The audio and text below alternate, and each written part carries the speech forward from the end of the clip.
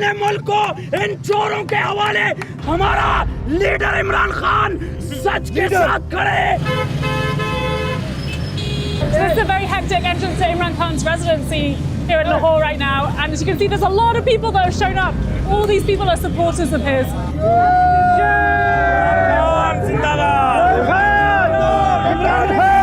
Why are you outside his house right now? Without the government, imported government has arrived here to arrest him. So you're protecting Imran Khan against arrest? Protecting Imran Khan. We are fighting for Imran Khan. Inshallah, we will die for him. Inshallah. Why? Because he is original leader of Islamic and all over the world. Imran Khan, the man at the center of Pakistan's political chaos right now. From cricketing hero to prime minister to an ousted opposition leader fighting for survival. And they want me in jail so that I cannot contest elections. Imran Khan has been kicked out of government just last year. He's now hoping to make a political comeback. Things are very, very tense. The police have been camped outside his house, and we're heading right into the belly of the beast to meet the man himself.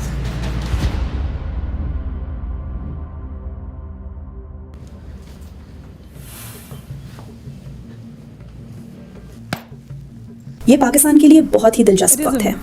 आपके घर के बाहर कल रात police आई थी जो आपको गिरफ्तार करने की कोशिश कर रही थी और उनके आसपास आपके तमाम सपोर्टर्स जमा थे जिनके बीच से हम गुजारते हुए यहाँ पहुँचे। आपको कैसा लग रहा है कि आप इस पूरी आग की अंधी के बीच में खड़े हैं?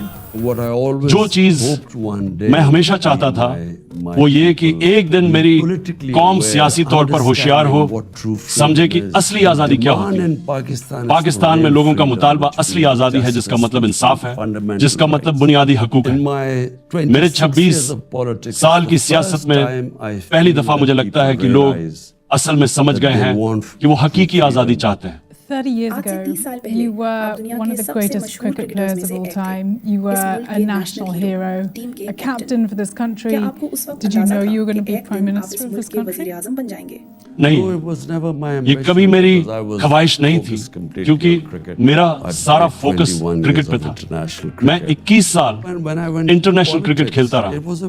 जब मैं सियासत में आया तो ये मेरी जिंदगी का सबसे बड़ा चैलेंज था, और मैं तब तक सियासत में ना आता अगर मैं जिंदगी के इतने उतार चढ़ाव से न गुजरा होता। 3 साल और आधा साल वजीर आजम रहना मेरी जिंदगी का सबसे मुश्किल काम था, क्योंकि मुल्क दिवालिया हो चुका था, लेकिन जिंदगी में कभी पीछे नहीं देखना चाहिए। लोग मुझसे कहते हैं आपका क्रिकेटर वाला ग्लैमरस लाइफ कितना जबरदस्त था। मैं वापस देखूं तो वो जिंदगी आज मुझे कोई अहमियत नहीं रखती, मुझे उसका बिल्कुल याद भी नहीं। क्या आपको जरा सा भी उस जिंदगी का अफसोस होता है?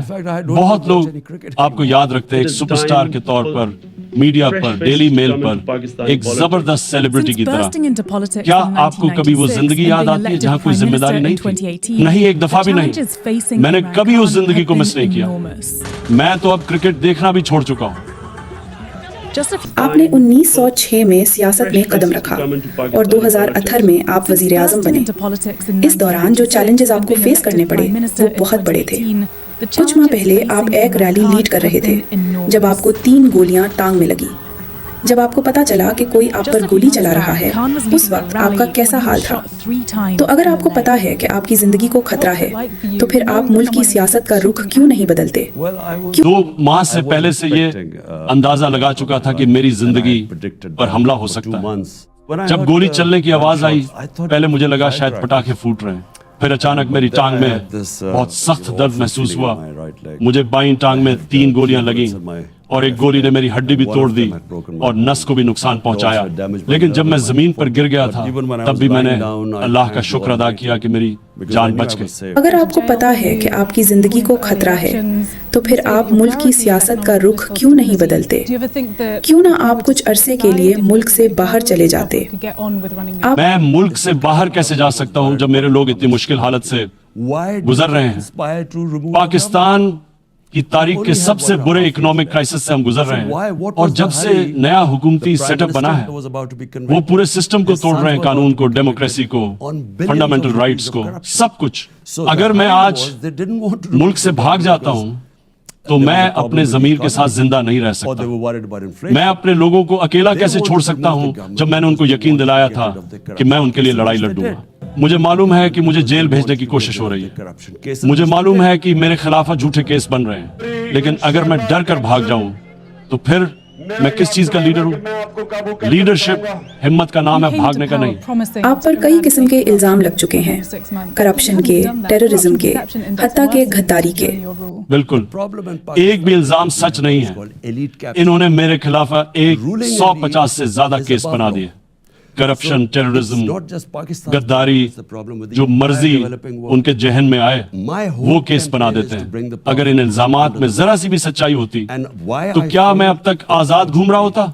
ये सब केस सिर्फ इसलिए बनाए जा रहे हैं कि मुझे सियासत से हटा दिया जाए, मुझे इलेक्शन से दूर रखा जाए, मुझे लोगों से दूर रखा जाए। और दोनों के ये सब केस, लेकिन पाकिस्तान के अवाम बहुत होशियार है। वो जानते हैं कि मेरा पूरा रिकॉर्ड खुला हुआ है। मैं पब्लिक मनी पर कभी हाथ नहीं लगाता। मेरी लाइफ स्टाइल, मेरी प्रॉपर्टीज, सब चीजें डॉक्यूमेंटेड है। जिस मुल्क में असली करप्ट लोग पावर में हो और साफ लोगों को कोर्टों और जेलों के चक्कर लगवाए जाएं, उस मुल्क का निजाम ठीक नहीं चल सकता। आपका कहना है कि निजाम ठीक नहीं चल रहा। क्या आपके ख्याल में इस वक्त पाकिस्तान में डेमोक्रेसी मौजूद है?